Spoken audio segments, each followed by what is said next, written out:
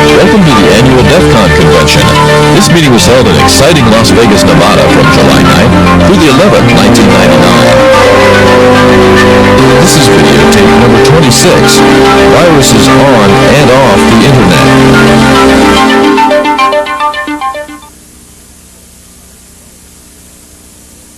You're starting to get a little close to each other, although the virus community, I think, lags quite a bit behind as far as how long they've been around and actually developing.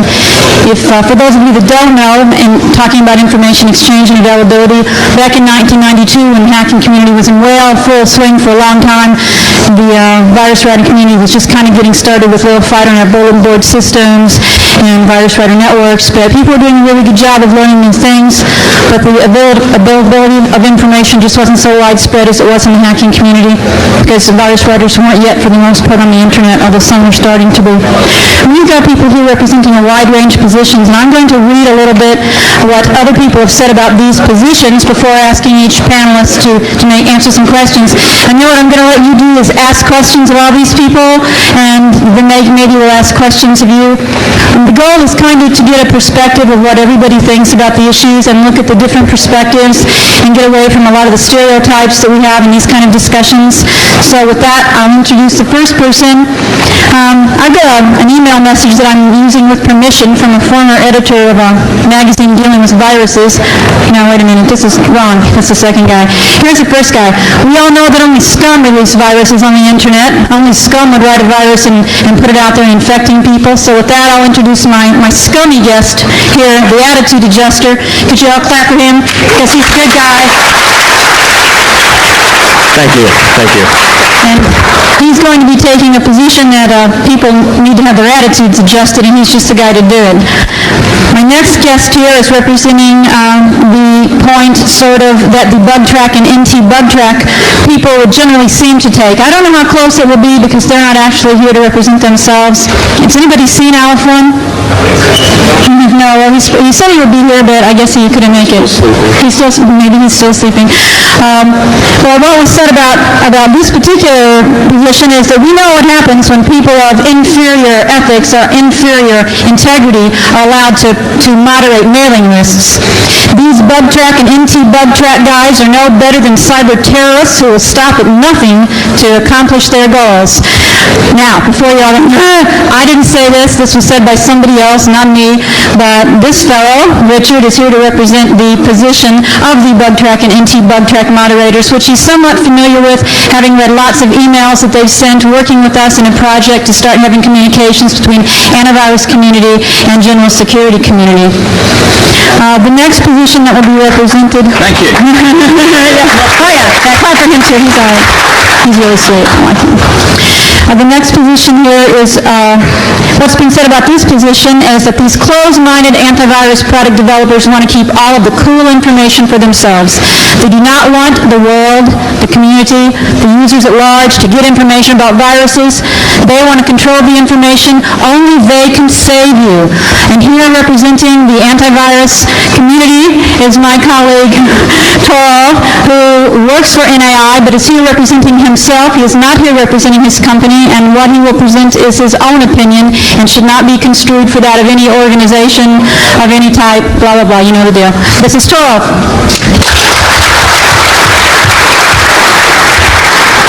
And finally, we have the position on the end, which was said that these guys all should be in jail. This sort of thing is illegal and immoral, and anybody who does it should be put in jail. We should make a martyr out of some of these virus writers and distributors, and then see how far they'll go to protect this kind of precious information.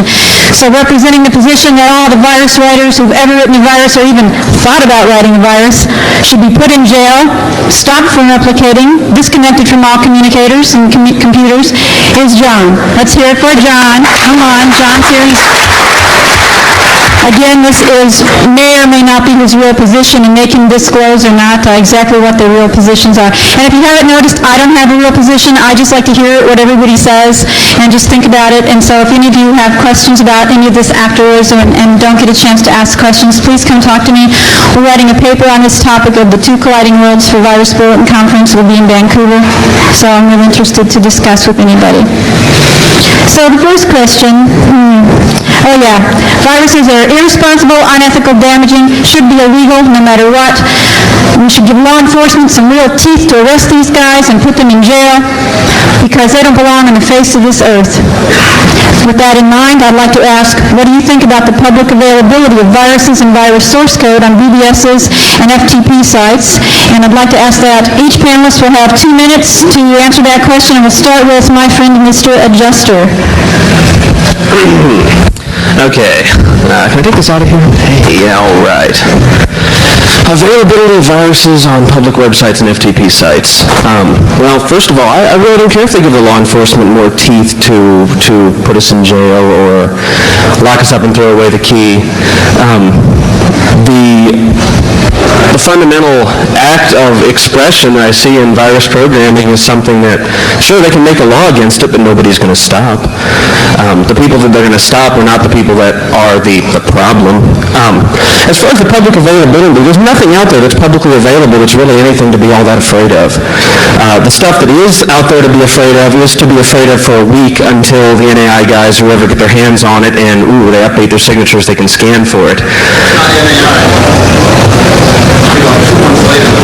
Well, You'll get your turn. yeah. The range of ultra-high effectiveness in time is not necessarily very long. The AV guys get their hands on it and your great new technique is useless. Regardless, though, the availability really doesn't bother me. I'd rather see the information out there. I'd rather see the guy that, hey, wants to learn a little bit more about viruses and how they work to get his hands on them. At the same time, I want the researchers to be able to get their hands on them, too. I don't mind everybody seeing the techniques. I don't think wanton destruction is necessarily all that bad. And if the publicly available sites cause some people to do some wanton destruction, well, whoever got their data destroyed, too bad. They didn't take good precautions. I think... Thank you very much. That's your 2 minutes. Oh, damn. Now, we'll go...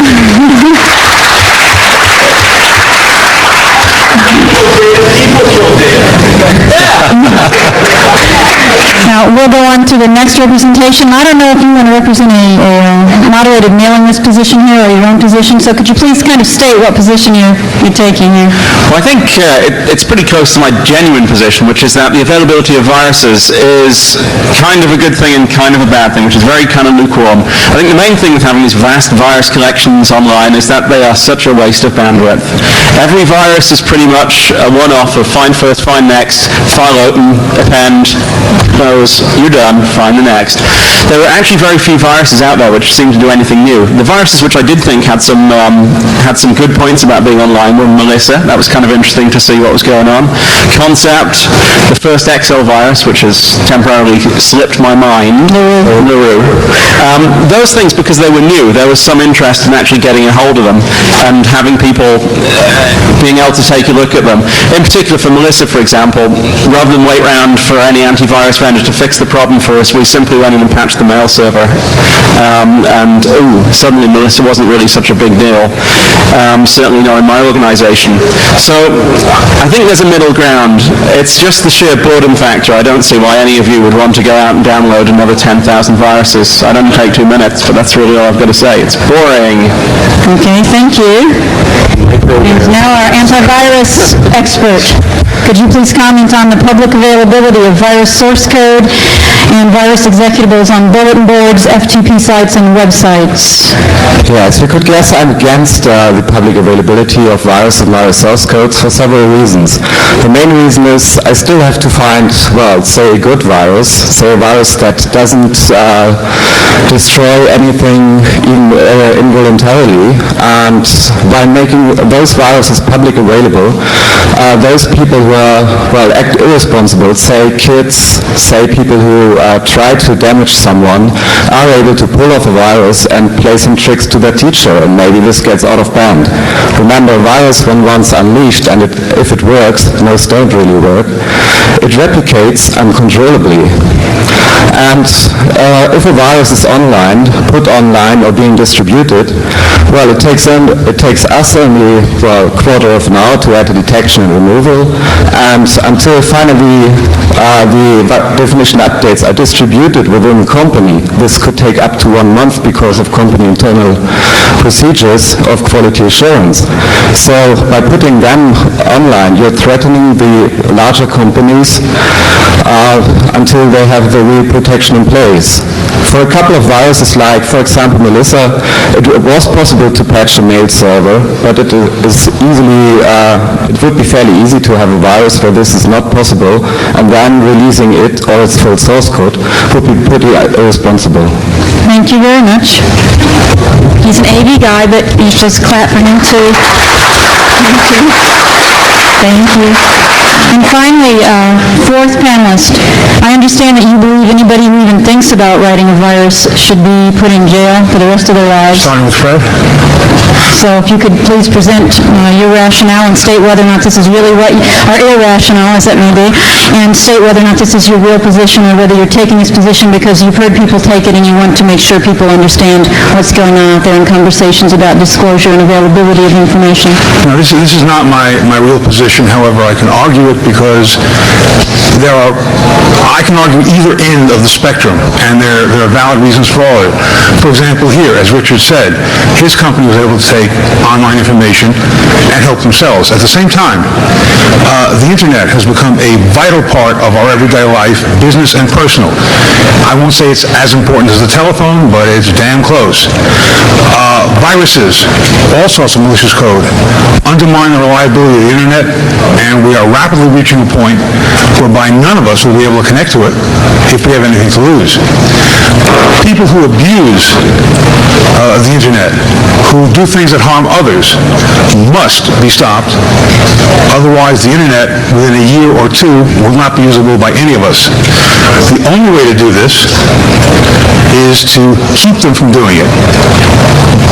You pass laws. If you find someone who does it, if you can get the laws to apply, which is a totally different problem with international laws, you must make examples of these people. Everyone you catch, punish them severely. I'd say put them in jail, but I've got to qualify that by saying there can't be an internet hookup in the cell. We cannot let these people continue. They must be stopped. Thank you very much. John? I bet you guys never thought you'd be here clapping for somebody who's saying these people must be stopped, huh?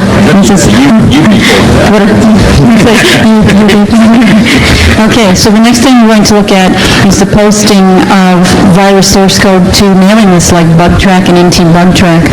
I've been having some conversations with Alf1 and Alice Cooper about this, and I think that neither of the positions are really written in stone as far as what's the right thing to do, what really benefits the users, what do people really need. I have email from some members of the antivirus community. Hey, you're here. Come on up. Alf1, you made it.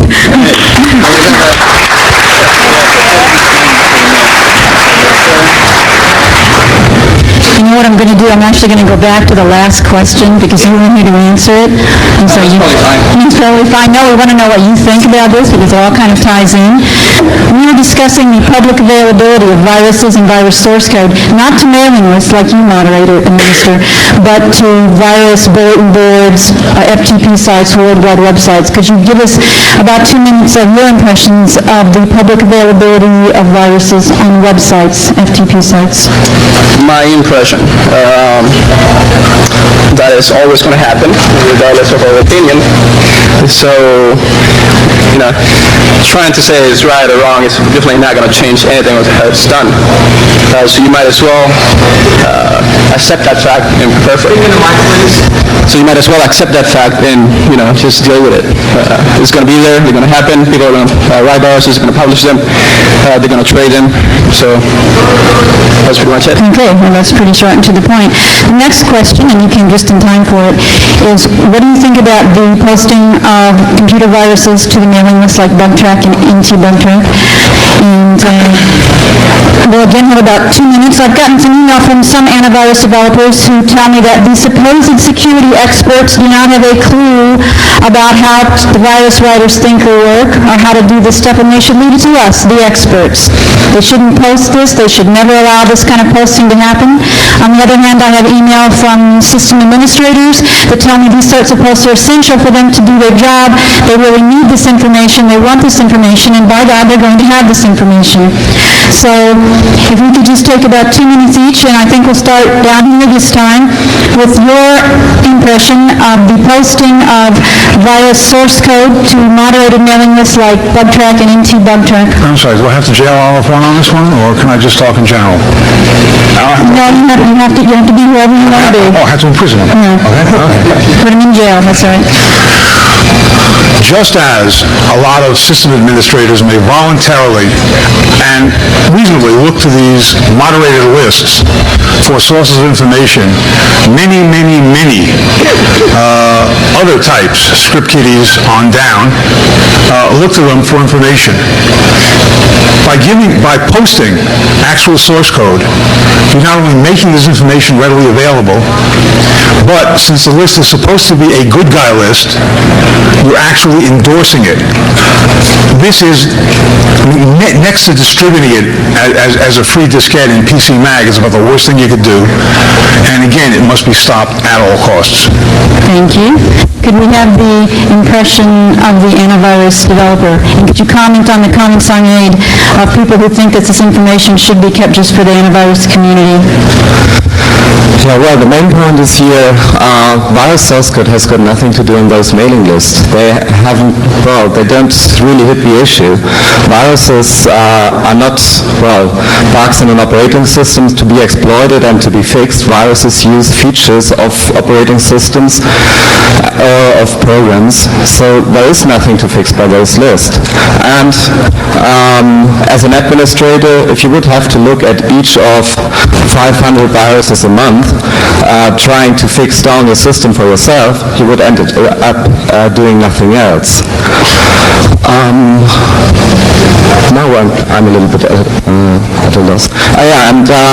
One of the most important things about publishing a source code, especially in such lists, if you then use this source code to play around with, to compile it, then you probably create a new variant of this virus. Because of the way antivirus software works, each slight modification adds in a new variant that may prevent the antivirus software from fixing that problem immediately.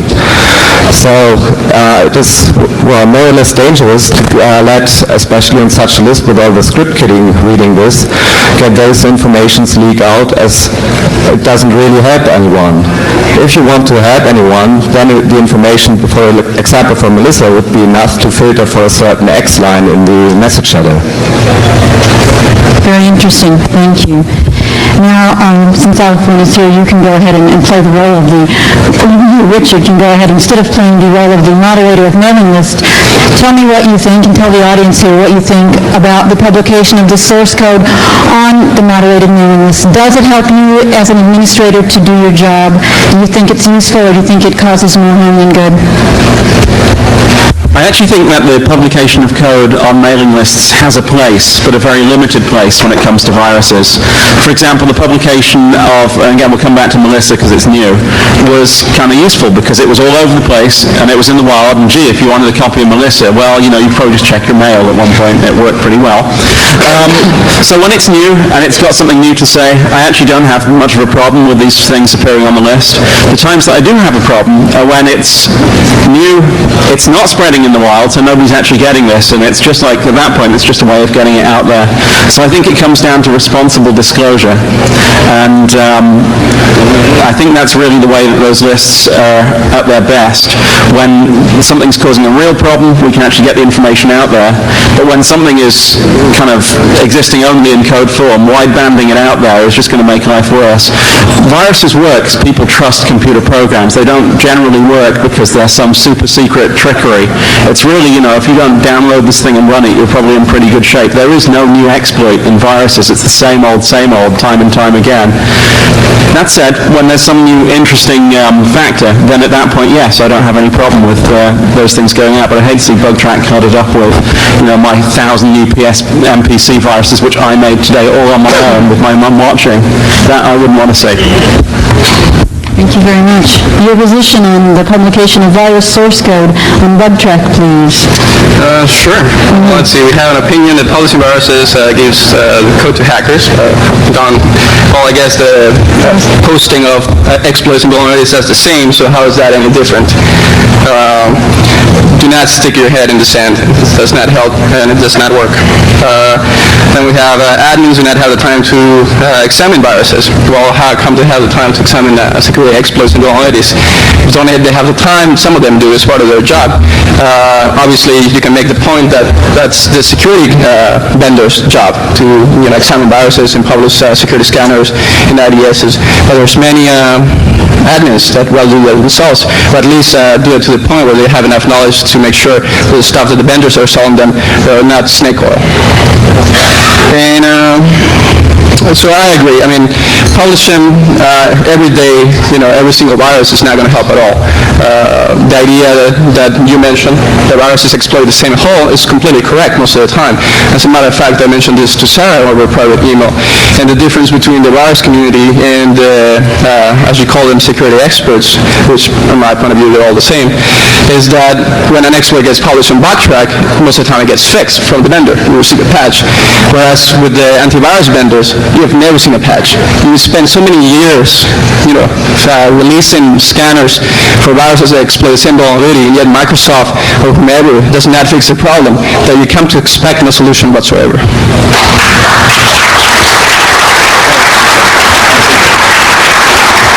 I'd like to know, do you have a response to that? Yes, I think we have a response to that over here. So before we go on down here to Mr. Adjuster, on your 12 here, please. To respond directly on this, I mentioned before there's a major difference between an exploit being posted on a list like BugTrack, because an administrator could use this exploit to then really check if the vendor has fixed it or not. And exploit vulnerabilities, buffer overflows don't know what in programs. Viruses don't exploit anything. They use bloody feature of the operating system or of the application they are running with. There is nothing to fix from that side. The only way to fix that would be to use another software. Yes, please. Okay, let's conduct a small poll here. How many of you use Microsoft Word and Excel? I do. All right, how many of you has used that application, macros in Microsoft and Excel? A couple. How many of you have used the feature to create a file from Visual Basic macros? So how many people do actually need that feature to be turned on by default all the time? Can they produce a patch for Microsoft Visual Basic where that is turned up by default, and only unless you change your registry key that feature is enabled? They could. They haven't. That's because you don't expect it.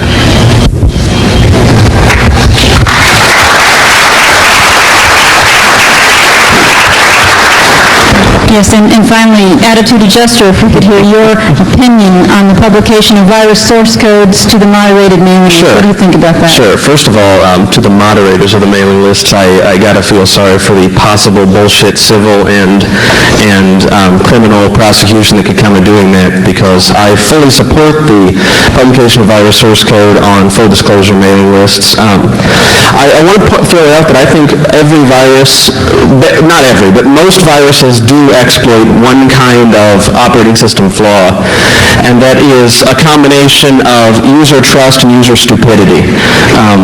Which is essentially the same. Yeah, which are essentially the same thing. Some viruses actually do exploit real holes in operating systems, though, and not to say those holes couldn't be exploited in and of themselves by an individual to, penetrate a host or whatever.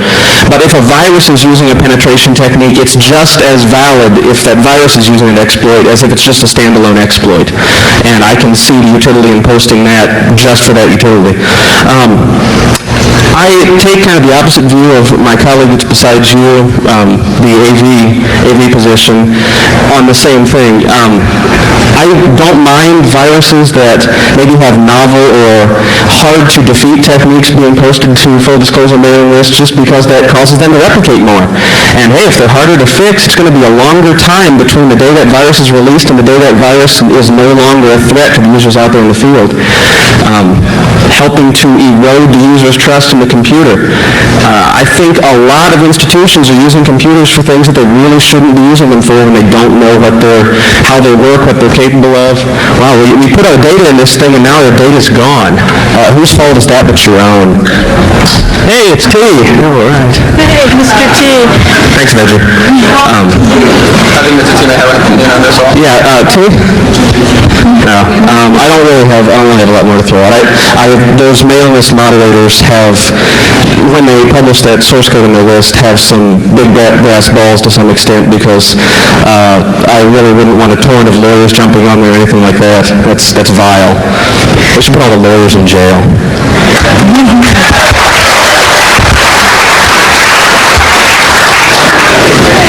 I guess this does bring up the point that lately there's been a lot of attention as far as viruses and virus writers with arrests and servers being seized, and a lot of attention from various authorities looking into the whole virus writing subculture.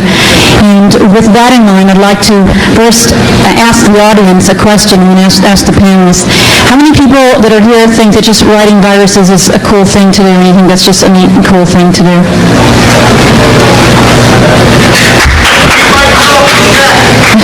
I think it's a cool thing to do to keep Microsoft in check, did you say? Keep stupidity in check.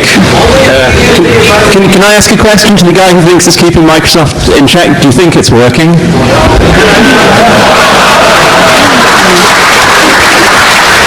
Well, I think there were two different questions, though. She asked about writing viruses, not distributing them. So. Yes, about writing viruses. Not just writing viruses in general, but it's a cool thing to do, and it's really interesting, and you're really learning a lot from it. I'm just curious, who thinks that? Not very many people. Few people do. I'd like to ask the panel for their impressions on just writing viruses in general. I'm interested in this because I talk with a lot of people that write viruses. It's an interesting topic. Everybody, we have these press people here, and I want to know who writes viruses and why they do it. So if the people on the panel could just kind of say, what do you think about writing viruses? Do you think it's a cool thing to do? And also, what do you think about just putting them up there, letting them go? Yeah, start on this end with Mr. Attitude Adjuster. Well, it's not going to sound like the position I should be on necessarily, but this is some of me coming through and not the position. Yeah, I think viruses are pretty cool, and I think writing viruses is pretty cool, and I think sitting around with PSM-PC and chugging out new, quote, viruses or being a micro-awares puppy, as Garbage Heap would say, is not cool. I think it's just a pain in the ass.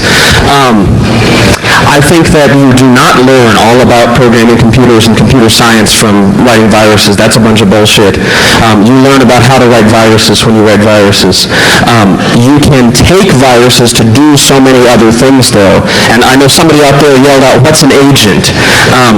An intelligent agent and a virus are not all that different, in my opinion. And making intelligent viruses that do intelligent things is where it gets really cool. A virus that calls home to mom and upgrades its own payload, or viruses that are slowly penetrating a network and coming back out through the firewall, or stuff like that. Taking viruses to do more than just the act of a virus, which is not that complicated. Ooh, I can code self-replicating code. Yes, but make it do something cool. And I think that's a real problem. There's not enough viruses doing stuff cool. As far as just writing them, yeah, I don't mind. Go ahead and write them. I have a question for you. Sure. The programs can do things that are really cool. So if you're going to write programs to do things really cool, why put the replication in? What's the point? I think the replication is kind of the hook. That's really It's like the thing. what takes it from just being, oh, this is neat, to, oh, wow, it's cool. It's spreading over this land. It's eating every PC. It's, It's getting a lot of attention to our group. It's getting the feds to take our servers. It's getting all these things we may not have. The virus download and install Linux. You see, I will, yeah, there you go. Gee, why is my dial-up connection going so slow? Why did my hard drive repartition itself? The one thing that I do need to qualify, and this is me coming out, I really do think that computer viruses can cross the threshold of life. I really think, especially with macro viruses, just because the machine language, assembly language viruses are so brittle. You change one bit, they're broken, they're dead. But we're going to see these macro and high-level viruses running into each other, combining, making new amalgamated life forms, and the problem's open-ended. It's going to be really interesting to see what happens. We have just a couple of minutes here before something else scheduled that everybody's looking forward to. So I'm going to just take a couple of questions. I think we've heard from our virus writer. I'll take a question from this guy over here in the yellow circle on his shirt. Is he a Fed? Are you a Fed? Okay. Why does the conservative side of the antivirus industry and the security industry persist in confusing prosecution with prevention?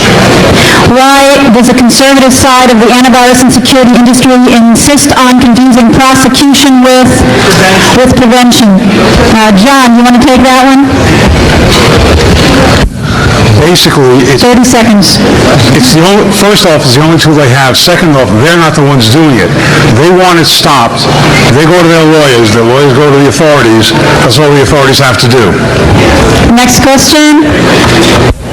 Sunglasses. I wanted to ask a question and kind of put that aside, though.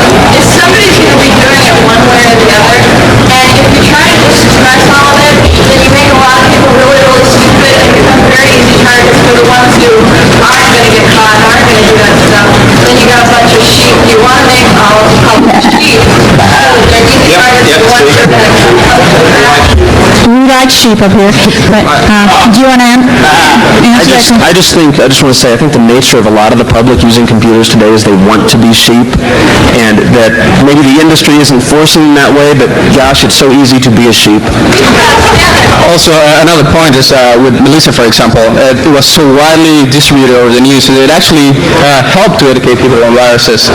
So the wide distribution of that information in the end ended up helping people, even though it was so, it wasn't really damaging, but it got so distributed.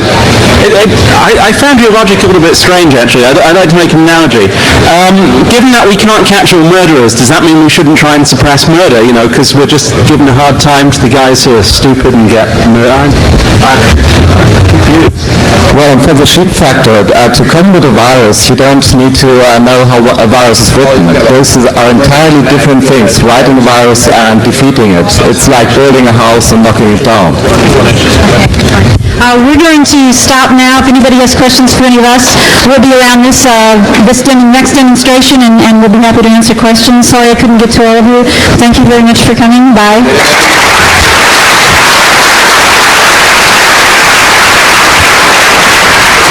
Actually, ladies and gentlemen, if I get your attention, if these guys could be kind enough maybe to be in the main convention hall or outside by the pool to answer questions for you, we've actually got to ask all of you, and I know this is going to really suck. You have to buy beer, not Corona.